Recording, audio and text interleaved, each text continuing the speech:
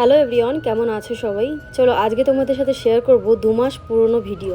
হ্যাঁ, আসলে পুজোর কারণে না আমার বোনের বিয়ের ভিডিওগুলো আমি আর পোস্টই করতে পারিনি, আর এই গ্যালারিতে ড্রাফট হয়ে থেকে যাচ্ছে। তো যাই হোক, শেয়ার করে রাখলে পরে তো দেখতে পাবো।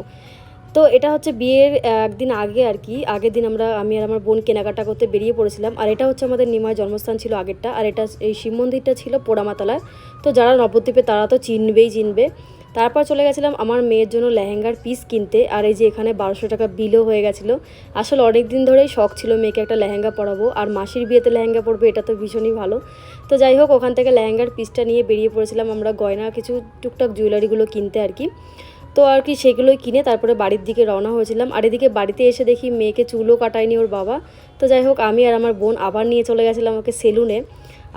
তো তোমাদের যদি ভিডিওগুলো ভালো লেগে থাকে অবশ্যই লাইক কমেন্ট করো, আর পারলে তোমরা একটা কমেন্ট করে যেও যে তোমরা কোথা থেকে দেখছো। তো টাটা।